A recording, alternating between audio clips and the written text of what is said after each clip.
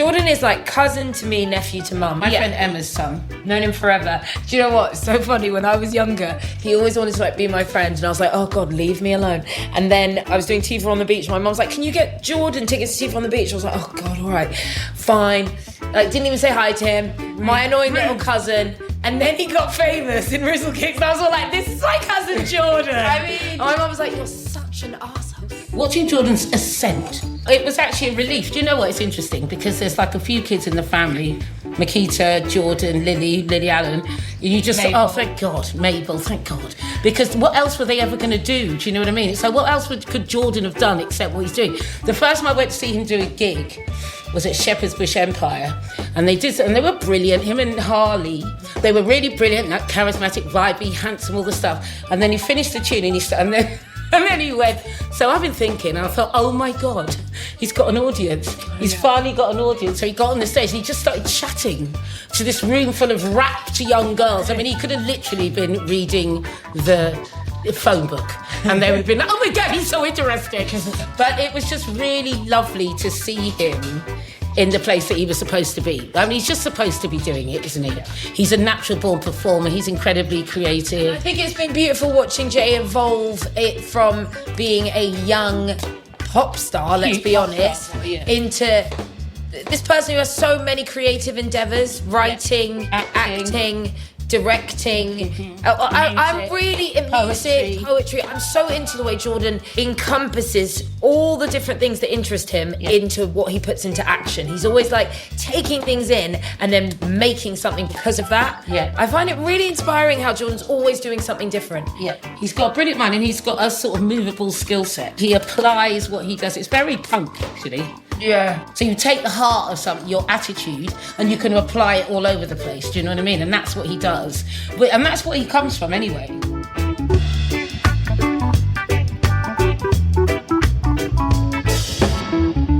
This is Ridley Market. Actually, there always has been talk for about 20 years about it possibly being shut down, taken over. God. And I swear to God, It would break my heart. Ridley's a proper big, fat, juicy market. It also runs through the ends. So It's like an artery. It's like a main artery in Dalston. It's like, leave it alone. Leave it alone. Look what they've done to Brixton Market.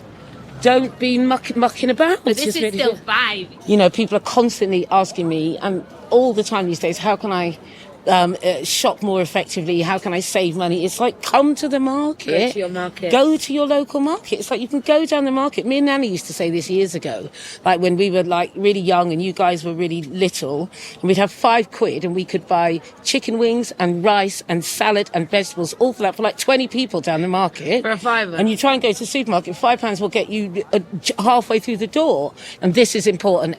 Not to mention the fact that it's the fabric that ties everything together. You walk down Ridley Road on a Thursday, a Friday, a Saturday, you see everyone you need to see. We're going to go see Fishman.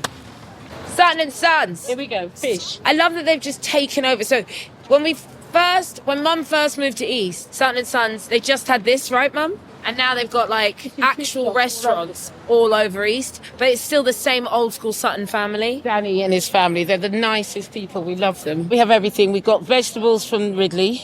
Yep. We got the tablecloths from Ridley. Yeah. We've been to Sutton and got the fish. And is that all we need? We're good to go. Let's go back. I'm ready. This is our bounty. Bounty. So we've got sea bass, we've got pumpkin, we've got sampha, and we've got thyme, Scotch bonnet, fennel. Yeah, and then this is the stuff I'm going to use to make the tea. Caribbean gold sea moss with a little bit of hibiscus. Which is sorrel. Sorrel. And we're going to use this other nice sea moss I got. You literally cook up the sea moss, drain it. Usually you would do that and then you would strain it, and then what is strained, you put... I bathed it under the full moon's light for a little bit. Little extra magic. And then I was in the morning like, yeah, right. And I came back and it was just this perfect half circle set gel. Is that because of the moon? Bit of a long ting, and obviously we don't have overnight. So I'm going to see what happens if I stir sea moss in the pot. Stir it up. So it's a bit of an experiment. Jordan doesn't drink alcohol, so I'm going to really make him a tea that's special. I've got this Neil's Yard Natural Remedies book. Hi, welcome. Hello. Hi, thanks for coming. Thanks for having Nice me. to see you. You too. Yeah. As we said today, Jordan's coming round for dinner. cousin, nephew, extraordinaire. Yeah. And he's brought his beautiful friend. Thank you for coming. Ayishat Akanbi, an old friend and all-round just creative genius, I reckon. So we've got a fish tea, like a coconut turmeric fish broth, and then we've got fried sea bass. So I've made the broth, and then I've pan-fried the sea bass, and then we've got pumpkin, carrots, sweet potatoes, celeriac, parsnips, plantain. How many years has Mum been feeding you? Probably since you were about 7? Yeah, around that. Yeah. I've had some very early memories. I remember watching you pour Coca-Cola into your chicken marinade. And I remember being like, what is happening? I remember for years I was telling people, like, you know you can marinate chicken with Coca-Cola? That's mad. Do you remember the cooking lesson we had when you were young? Nope. I taught you to make chicken burgers or something when you were about... Mate. 14 or something. People would pay for that now, Jay. You were really good at it. You took to it very quickly, very well. I like trying things. Yes. I like trying things. And you I think take it's a good... information in. Yeah. Which is why you're good at what we you said do. that about you in your intro. We were like, he's like a sponge. He takes it all in and then he puts it into action. I think you'd be a great cook. I would probably be a good cook, yeah, but I don't know when that's coming. Maybe Not in 10 very years. patient. When did you guys meet? What was it? Was it working together? So yeah, well, I don't think Jordan actually remembers, but years fuck's ago, we were doing something for like children in need, I think. Oh my so like God. Ed Sheeran was there. Yeah. We don't need to talk about that. No, come on, let's We say don't- it's yeah. 2005. I was part of arguably the worst charity single ever recorded. Oh really? I don't remember listening to it, to be fair. Actually, nothing can be worse than Feed the World. It was like us, Labyrinth was on it, do you remember? We didn't know what was going on. Just on the account of me and Harley, we had no idea what was going on. We were just turning up, like we were just happy to be included. And we were next to like Chipmunk and Tinchy Strider, and we were like, woo! What I I will was say delusional. is Harley was easier. That was such a polite way of saying that I was just fucking annoying. No, but I wanted to talk about this with Jordan because I think it's really interesting, like, to be... No, because there are quite a few people in our family that have done things that are out in the world that makes them well known, but... Are you talking in third person? Actually, I don't want to be like, me included. But, yeah. Okay, let's say that was the come up. That wasn't when it was like heightened, shit, we've made it, this is going well. That was when you knew, as you said, Ayisha, something was coming. Belief. So what was the feeling at that time in your life? Excitement? Or were you I can't explain scared? it. I can't explain it. Like, I feel entirely detached from that human. I mean, I guess many people do as we grow up. But like... How old were you? I was like 18 to 21. I can't remember much about my body then. I can't remember like being in my body, but I can remember some thought processes from that time. And I do remember when we first popped off and like blew up and did all these numbers. I remember thinking that that was just what was meant to be. The fact that we tried once and it happened on our first attempt just fueled this like incessant delusion I'd had since I was like 14. I was suddenly like, of course. I was like, obviously. You know what? Recently as well, like about 3 years ago, I did an acting job. And one of the runners on the acting job was my old best friend's little brother, I'd be at his house with my old best mate when I was like 14. And he was like, mate, I've not seen you for like, I don't know, 10 years, right, 11 years. I used to come round Thingy's house all the time, and I'd be with his little brother, and I'd see you. And I was like, oh, I can't really remember it. And he said, I used to rock up in his house. This is when I was like 14, 15, and be like, yo, do you want to hear me rap? I'm going to... And I was like, yo, check this out. I was like, tell you what, one day I'm going to sell all this, I'm going to do this. I can't remember, but I just had this like delusional, like I was so sure. Delusional. No, I was. You have to be. That's what I'm saying. But it's not delusion, is it? I was driven. I was You made it very happen. driven. It's driven. I was very driven. I think maybe we just want certain people just recognise a drive in them and know that there is something that they're here to do and they need to get on with it quickly. True, and then also I think more like existentially. I think I was trying to escape something, and I feel like a lot of the movement towards particular voids, whether that be like, you know, drugs or attention is a drug, I guess, but drugs in whatever form, attention being one with fame, is just like I know that I wanted to remove myself from those circumstances. I wanted me and my mum's life to be easier. I wanted to not be in Brighton. I wanted to do all these things, and I think I saw that like, oh, the response I was getting from people when I was performing, people liked me performing. So I'm like, cool, I'm going to triple down on performance and get myself out of this shit. That was really the feeling. Obviously, everybody around this table, I guess, would be quantified as a creative person. I guess do you know so, what I mean? yeah. In your life, was that what you were headed towards? Was that a decision you made, So or did I think you just fall I was going to into say, it? when we were just thinking about it then, I haven't met many people who have a job in the public eye who didn't somewhat quietly know that was going to be them. And I maybe ask you guys as well, like, you had some sense that they were going to do something fairly visible. So I didn't necessarily know what that was, but I knew I was unemployable in the sense that I could not work in an office. You know? So I had a very clear sense of that. So it wasn't even like, I don't know, so much of a choice as this It was like, this is the only thing that I can do. And so because I didn't give myself a choice, I just kind of moved in this direction. So I was always like quite interested in, I don't know, dressing up, if you like, or kind of presenting myself in different ways. I was never like the traditional image of femininity.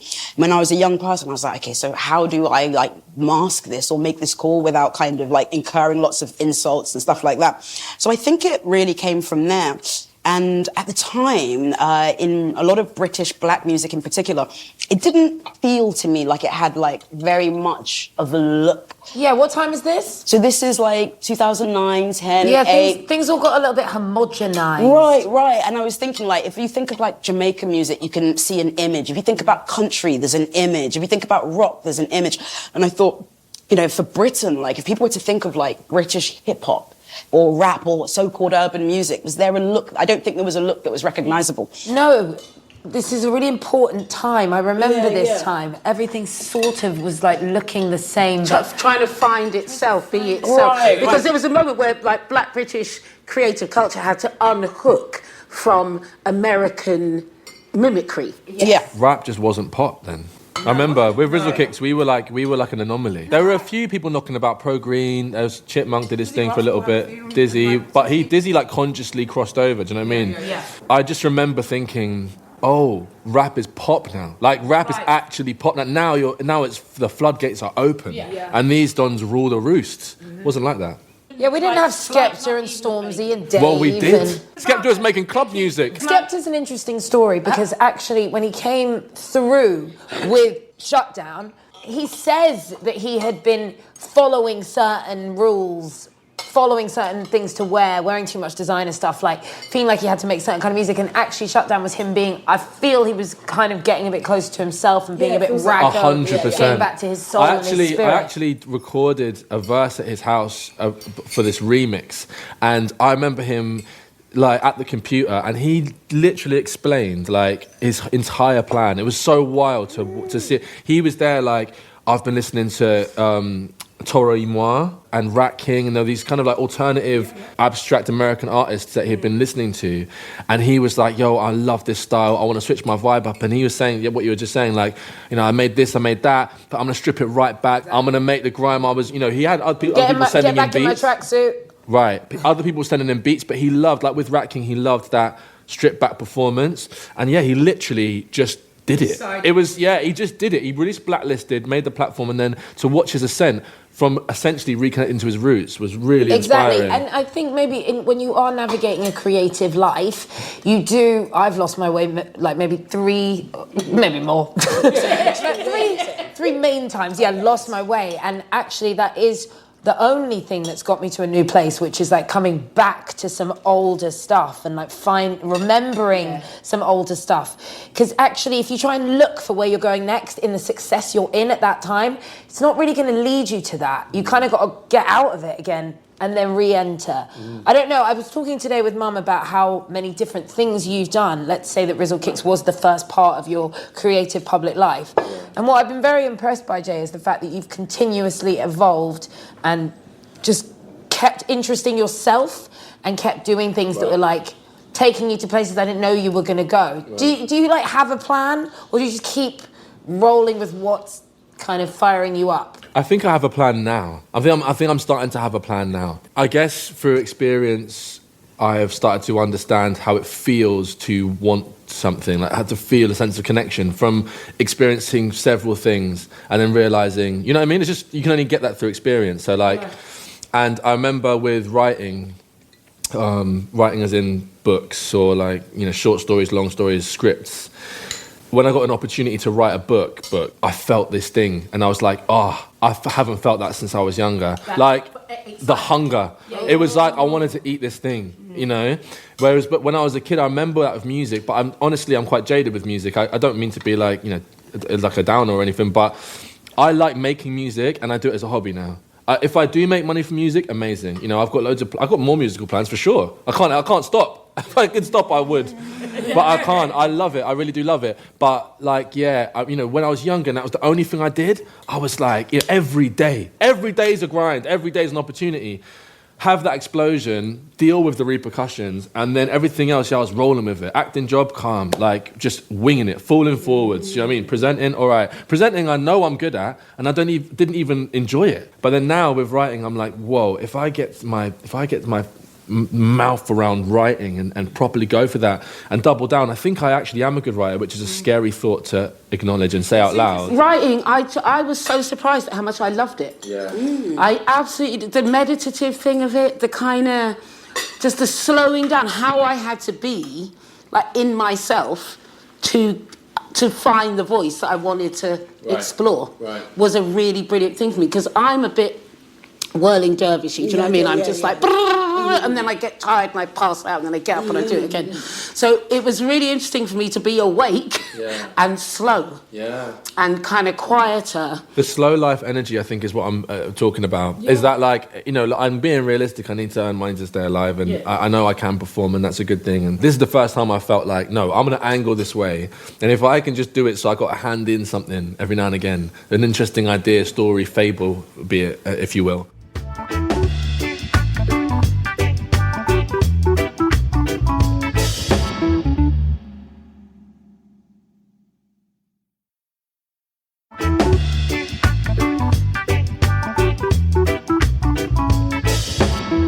I think there's a moment in life when you suddenly realise you're ready to go again. Yeah. And it's a bigger voice than you. Like when you got the bike and Mum started cycling around the marshes, and she just kept saying to me, the stars are aligned, something's coming. Then bang, she got Great British Menu like a month later. Oh, you felt it? Literally, Yeah. I was out on the bike and I went... Were you doing public things before that then? Well, yeah, so I started in music. She did a show called Badass TV with Ice-T, because it was like black Euro trash. It was really sexual, sexy shit. And I was like, I was at my friend's house on Friday night and it came on and everyone was like, what is this? I was like, I know. But I respect that Mum just grafted. And at that time, 30 years ago, they're not putting black women on TV. Dark black women, no way. So Mum did not have it easy, and people keep saying, like, you know, it's incredible to see Andi out of nowhere but have all this success. Are you kidding? It's a movable skill set. Do you know what I mean? It's like if you're coming from the place where it really means something to you and it's genuinely your truth, and you're genuinely reaching into something that is in your heart, then you don't have to just do one thing. You know, you were saying you're unemployable. Yeah. It's not possible for me to be employed like that, and also it's not possible for me to do one thing.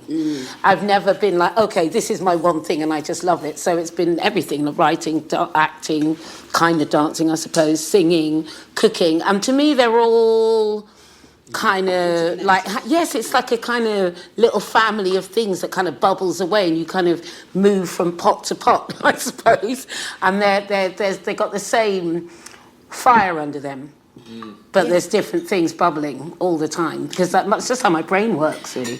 How big is work in your life? Like, how big is work in my life? You know what, it's funny because I think earlier on you touched on something that I think is a good jumping off point. I think both of you did. So I think you said something about losing your way, you know, and I think Jordan said something also about, I think when he was explaining, you know, coming out of Rizzle Kicks and maybe, you know, everything that he's become today, you know, and that took a lot of soul searching. And so equally, I think I went on a similar journey, which is how me and Jordan linked back up 4 years later when he calmed down slightly.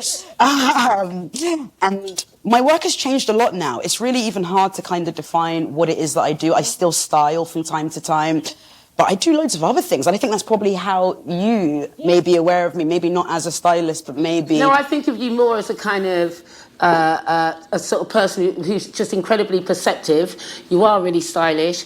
I feel like you are just like a kind of creative hub I think because I'm quite resistant to definition. You know, even when I was working predominantly as a stylist, I made sure I always said I work as a stylist rather than I'm a stylist. I am a stylist, right. Yeah, and so even now with writing and other things that I do, again, I have the same inclination. Because I think sometimes when you say I'm a stylist or I'm a writer, sometimes that can feel too big. You know what I mean? And you maybe feel like you don't deserve that title or something like that. But it also can lock you in and make you think that's all that you are. So I don't really know what to call myself at the moment. But similar to you, what I do resonate with is I do anything that feels fun, honest, organic. But I guess the key is expression. You know, I think I really am into the idea of people just expressing what's true to them. And I think in this particular climate at the moment, that's particularly difficult. So, yeah, I've been busy. It's funny that you say you're resistant to kind of definition because so am I, and I always have been. And I think my generation, you know, we really struggled. Like people like me and your mum, you know, Jordan, we were like, no, it doesn't matter if I'm a black woman or a whatever, blonde woman, whatever, I'm just me doing this thing. It's really interesting to me that generationally, people now are like desperate for labels and definitions. And so, which is, I'm like, more power to you. Do whatever you need to do and it makes you feel good. But I don't want them. I wanted to talk a little bit about relationships, and I feel like Jordan's always been quite a girlfriend person. Do you quite like a girlfriend? I mean, she's right. You do like a girlfriend person. You know what I have realised is like there haven't been many periods of time where I haven't been involved with someone. Correct. Well, I remember lockdown 2020, first lockdown, March 2020, and me and Jay were talking a bit on the phone. You know, everyone's losing their mind, and I had this, and Jay also was going through a breakup, and I had just been heartbroken. So we were like, and then I discovered this Zoe Kravitz High Fidelity remake TV show. It just filled us up. It was so you though. It was such a dissection of relationships using music and you know and history, one's own history. And I remember you said to me, I think I just want to find someone that I can dance with. Oh my God. And I was like, that's deep. And I was like, oh, me too. Me too. Like, but then you did. I know. I know. Actually, I was buzzing about that. I was buzzing. But I think maybe I was watching compilations of Jade dancing on stage, going like, "Yeah, this is definitely the one." Yeah. So when you say that's your thing, like you like people who can dance, because I feel like it's a thing. It's not necessarily about the skill; it's about the like intention and the vibe. If somebody can, like, it's not even like dance could obviously with Jade, she's also trained as a dancer, so that's one thing, but. The dance can be just the freedom to move. You were talking about the new energy that you were looking for in someone and what you were ushering in. And previously, I don't think you'd asked for that kind of energy. I think it's very much about like, for me, dance is a real point of connection. It is. Yeah. And it's like when it's New Year's, when it's birthday, when it's anniversary, when it's whenever. I want somebody who just I can feel like I'm moving with. Because non-verbal connection is one of the most important things in a relationship. You have to talk to people, but it's the stuff that you don't say that you feel that is really vitally important, I think. Do you know what I mean? No, but I remember we actually bonded because we definitely shared a chaos energy at that point in our lives where it was like, hyper overthinking stuff and like this I felt it was a detachment between what we wanted to achieve and the obvious things we were doing to stop that from happening. Right. Or maybe even an idea of what we think we should want, maybe in terms of like who we're dating potentially. You know, and the sort of discrepancy between, like, maybe what we actually need. I think that's where me and Jordan were at. Well, I wasn't quite there, but Jordan was. And it was about letting go of what you think you want to get what you need. How do you feel about it? Because most of my relationships have been with women, so, like, sometimes, like, the way that happens isn't generally like, I don't know, it's not as clear-cut necessarily as, like, when you're dating someone of the opposite sex. So sometimes it's like a friend, and then all of a sudden, do you know what I mean? Like, or we just meet up to hang out, just because, you know, women do that. With Jade, it was because it was lockdown. We started off with Zoom calls, and the Zoom calls, and I was like being very. I thought it was my boundary was like I'm gonna be the weird, like immediately quite an odd version of myself, just to see if the person can cope. Because you know, so I was doing my style of humour. I was like, listen, we need to meet up for an incredibly important business call. I need you in a suit, business attire. And now, obviously, now we're dating Jade to like express like how kind of baffling and confusing she found that as like a. But but she was down. She wanted to play, and that's actually like the real root of our relationship foundation is like being able to play, and like. And we did. We turned up in suits. Did you actually? For the Zoom call, and we had like 10 questions. We had 10 questions presented for each other, which, by the way, is a good technique. I know that You should do that one, for a date, like in person. Or you can bring a book of questions. Because it's quite interesting knowing what questions the person asks you. What do they want to know? Yeah. That's true. So, like, one of Jade's questions was, do you clap when the plane lands? Definitely Oh my not. God, I can't date someone that does. Yeah, it's a who deal does that? breaker. Of course I don't. Oh my Yeah. God, because they were like, we made it. I'm like, I mean, but at the hate same you. time, I mean... You do understand why people You do clap. understand. I mean, I don't do it, but I mean, when you think about it, it's maybe worth the clap. Have you got any relationship, love, longevity advice to us three younger people? I mean, somebody said to me, oh, you've been with Garfield for 28 years, it's so lovely, it's so romantic. And I was like, you know, because, I mean, I love him, but, you know, it's not easy being with someone for 28 years. And they said, what would you say, to give somebody like a little snapshot of your relationship? And I was like, I just want him to get his own stuff. Stop touching my stuff. Right. It's like, that's my fucking newspaper, get your own newspaper. Because you have to, and I suppose that is really a metaphor for the whole thing. It's like, in a relationship, you have to keep your own life.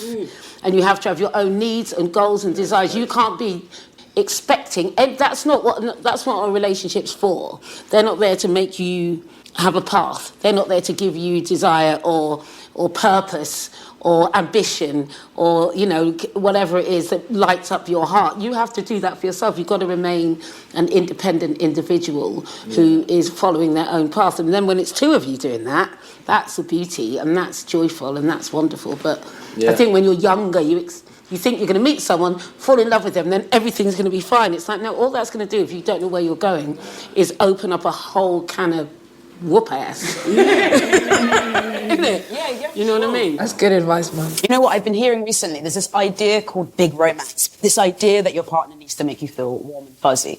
Whereas, no, what you need is someone who's going to show up. Someone who's going to drive you to the hospital if you need a hospital. Someone dependable and things like that. Kind. You need someone kind. Someone who makes you feel safe. Garfield is the kindest person I know. It's the heart. That's kind of what made me fall in love with him. It's what keeps me in love with him. It's what keeps me in a relationship. It's this kind, good person. And that doesn't mean there's always going to be the warm, fuzzy thing there. Sometimes I imagine that's not. Everything changes. It doesn't matter how beautiful you are or how physically able you are. Like, it all changes. And what is left is our hearts and our intent and our souls. And I never knew that's what you were meant to look for in a partner, ever. I didn't know I had to think about what kind of heart they had and, like, their intent as a person. And now I've realised how, like, massively sexy and attractive it can be. The goodness in someone. True beauty. The goodness of someone. True beauty is their heart. People. It's like it's their heart. It's where their intentions lie. Do you want to have babies? I've explored both concepts with Jade. It's funny because I almost want to skip the dad bit and just be a granddad, though. Do you know what I mean? Like, because that's where you just get to step into a young and then you person's... get to give them back. Yeah. We'll see. We'll see. And you're Do you think thoughtful. you'd be a good mum? Well, I would really like to have children, and what I found really funny is how quickly this window of getting on with it happens and then starts closing. Like, I only just turned 39, and I have to be honest, it's been quite intense. I was like, what is this feeling? And it was like, oh, I think this is what a midlife crisis is. It's a biological clock and also mortality. It's very emotional. You suddenly realise that you are not invincible and that you are not going to be young again. That was a big thing for me, because I've always sort of been so ridiculously young and it been so celebrated what I was doing as such a young person, then going away and then coming back and still being kind of young, and then going away, coming back and still being kind of young. I'm not going to be young after I turn 40. You just aren't. I will still live like with all the energy I have, and I feel like the youngest I've felt in a long time, but I'm not a kid anymore. And that was like intense for me. I was like, what the fuck? And the fact that you can't control it. I would love to have kids, but to be honest, I think for me, kids is what I would like to experience in my 40s. My career is like number one in my life and always has been. But I think that's something I need to work on and allow that to not be the number one thing in my life in the new decade. But now I'm just so focused on work. So family. When you think of family, what is family? Because we have I have a very broad idea and concept of family. When I think of family, like, you know, Jordan's my nephew. You come in more than 3 or 4 times, you become a niece or a nephew, as far as I'm concerned. Do you know what I mean? So what is your family like that? Do you think about family in those kind of big Are they all terms? here? Are they in London? No, it's a weird one. So in some ways, I'm an only child. So I grew up with my mum. I'm my mother's only child. And that's how I grew up. But my dad, who lived in Nigeria when I was growing up, he has 5 other sons. And so I didn't really ever grow up with them. At 16, one of them came into my life and lived with me and my mum for a bit. But yeah, I've always kind of seen myself as having a relatively, small family in that sense. But, you know, because I'm Nigerian, you know, anyone, like, you know, I still haven't called you by your first name. If my mum was here, she'd be looking at me sideways, like, who are you talking to? Where's your home training? Why, sorry, would she be auntie? Yeah, she'd be Beyonce. Right. I like it. So in that sense, I think maybe because I've always been a little bit of an old soul, I've always felt a connection to, like, people who could, you know, be around my mother's age, potentially. So I feel an instant kind of family and a sort of, I don't know, I'm less self-conscious, I think, you know, around people who are like, old enough to have had me. And so, I think, feel a sense of family there, I think, What about you, Jay? Only child most of my life, and I think my family has always kind of been found. As I've got older, I've realised that the people I feel like this kind of deeper connection with is literally been based off of time and consistency over time. It's just, there's certain people now I've kind of turned 30, I see them and I'm like, oh, like they just feel like family. I don't even have to see them again. There's like some musicians actually who I like say like came up with when I was like 19, and I like see them like once a year. But now I see them at 30 and I'm like, oh no, you're like, I know I can ring you and it will be good. But we won't necessarily hang out, you know? But then I also found that a part of me in my 20s was constantly looking for family. And then every time I found a family, I would not have any fucking idea how to maintain it. I just didn't know I didn't know how to talk to people. I didn't know, a couple of friendships in my mid-20s, I was literally trying to like buy the friends. I remember like one person I got really close to, she was a super talented musician, and like she felt like a sister for a long time. I remember one of the beginnings of us falling out was because I was so like overwhelmed by this kind of new family, genuinely like a sister, that I tried to pay for her oyster for an entire year, like because she couldn't get to sessions, like she couldn't afford to get to these sessions. So I was like, I'll pay for your travel all year. But what I didn't realise I'd done is she had boundary issues from the reverse. So she thought I was trying to control her travel or something, and it was like this horrendous, and that built up into us falling out, because that was, I guess, from her perspective, a control issue on my part. But mine might have been rooted in a control thing, but what I was trying to control was, please be my family. Just love me. Yeah. But I think it takes a minute to really look after relationships. Like, I've actually found some notes that I'd written in 2017, and one of the things I said I was going to do was, like, take care of the relationships in my life that I just don't look after. And I was like, oh, I actually did that. Of all the things I said I did that one. And that took commitment and experience.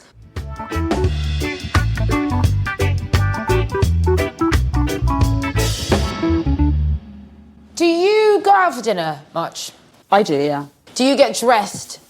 No. Because I quite like dressing like up fancy, when I go. what, like having a business meeting on a Zoom? Well, I very much enjoy inhabiting the brief of the exact event. So it's like work meeting, okay, or like dinner with old friends, or like dinner with Phoebe. Like, I definitely need that to decide what I'm going to wear. Right. I need the kind of brief. I think there's something cute about like a couple going, you know what, let's dress up and go to a thing. I get that. Do you do it? No, we haven't done it that often. That's not our vibe.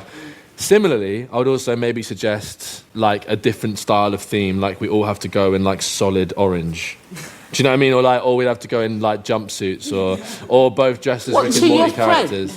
No, it's just like me. No, partner. Just for you and Jen? Yeah. I'll go out for dinner, but no, I never dress up. What's fancy? Do you? Because you have to do things like the BAFTAs, and I saw you at the Royal Television Society Awards. I did do that. And so, but that was a suit and t-shirt and a vest, suit and vest. I'll go to the suit. That was a wicked suit that I borrowed that. Philippa K. It was really nice. I was well happy. And then you put something under it that's like chill. Just a little vest. So you feel like you. Listen, I will not be... Okay, listen, this is one thing I will say, and I don't know if this will change, but this is how I feel. I'm very strongly will never be seen in black tie. Like, and I mean as in the full black tie, tuxedo. there's something that makes me feel like viscerally angry about bow ties. I think maybe what it represents. It might represent... It's because I've been into a couple rooms where everyone's wearing black tie and I just feel angry. Do you think it's because it stops one being able to be an individual when everyone's dressed the same? This is something I need to unpack myself. For me, there's something like there's a uniform and like a predated idea of what's considered to be smart, which I don't like where it's come from. I don't like it's very that restrictive. a bow tie it's very tells restrictive for men. Do you know what I mean? You see these events and women can do whatever they want, all the colours, all the fits, all the styles, and these guys are just in these fucking tuxedos looking like penguins. I'm not interested, bruv. But people can look great in a tuxedo. That's not to say you can't have a good one, but I don't think you'll see me in one. I think there should be more flexibility at this point. So even if it is black and white, just you should be able to kind of do what you want Wrap as a man yourself up in within the that. thing as well. I mean, I find how kind of regimented people are about who's meant to wear what quite odd.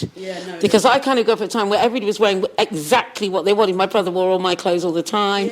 We wore each other's shit. We just did it. Do you know what I mean? But it didn't have a name. It wasn't called gender fluidity. It wasn't called that stuff. It's just what we wanted to wear. Just wear whatever you want to wear. Do you know what I mean? What's fancy to you? Because I mean, and it's been your work as well. Yeah, and it's a weird one because like I don't really like generally if there's a dress code, I'm not going. Because I kind of like to kind of be me. I don't understand why I have to... Yeah, I don't really understand. My brain doesn't compute necessarily. I mean, I think I understand, but it doesn't feel right. So I don't know. What is fancy to me? Do you dress up for Christmas Day? No, I don't. Oh, for fuck's sake. To be fair, I've spent a lot of Christmases recently, like, on a plane. I generally go away on Christmas Day. On Christmas Day? It's a cheap flight. Yeah. You know, no one's really on it. So no, I haven't dressed up for Christmas for a long time. I dress up on Christmas Day, actually. I will do all that cooking, then I go and I put on my Christmas thing, whatever it is. This is quite recent for us. We did quite a lot of tracksuit Christmases. I just love clothes and I love getting dressed and I love thinking about why I'm getting dressed and what for and letting that like lead me somewhere. There is a lot of joy, like, and I think I do recognise that, like, I'm more inclined to want to go out the house if I like my outfit. Yeah. That's the thing that gets me out, really. What do you start with? What you feel like or what you're going to put on? Do you think I'm going to wear that thing today? No, I have an idea of, like, what am I trying to give today? Yes. Yeah, what do I want people to feel? Energy. You know, and then I kind of start from there. So I'm in the shower, so it happens in the shower. I curate the outfit whilst I'm in the shower. Generally start with the bottoms. You know, and kind of work from there. Yeah. See, the only time I think in my head, I love just throwing stuff on and seeing if it works. But like the only time in my head where I've ever been like, I must wear this in order to engage, is when I've like wanted to write that day. I'll cosplay in my head as someone who's going through some kind of like over romantic breakdown. Like I'll literally turn up to a pub in like a dressing gown. Do you know what I mean? And then and people are like, what are you doing? I was like, give me a second, I just need to write down.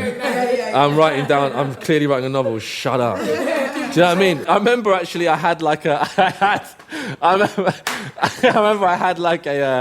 got like a corduroy two-piece suit thing, again, which I haven't worn with a shirt, but it's so loose-fitting that, again, if I stick on like a baggy vintage t-shirt or something, and I'm just kind of look a bit rough, put on some sunglasses, I'm just like, let me engage with this manuscript in peace. Yeah. You know what I'm saying? Like, let me edit this slowly and let me have... Do you know what I'm saying? Like, that is so method. If De Niro wrote books, this is the route he'd take. One time I remember going to Paris and being like, oh, I was in Paris and I was like, no, wait, I am Paris. and then I instantly wore pinstripe, instantly wore brogues, and just stood on the corner smoking. Every time I tell you I want to stop smoking, you're like, yeah, but you're a writer. No, but I'm a writer. Say that? No, but you say that to me. Yeah, but don't remind me. Don't remind me of it. I said that when I smoked to make myself feel better.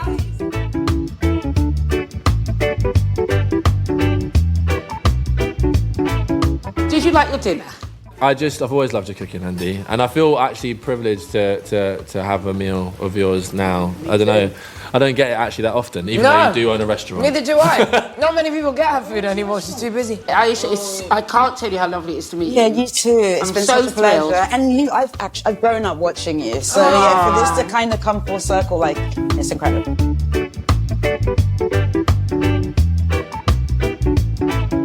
So nice hearing Jordan talk about Jade like that. Oh my God, you'd see his face. He went red. I know he's got...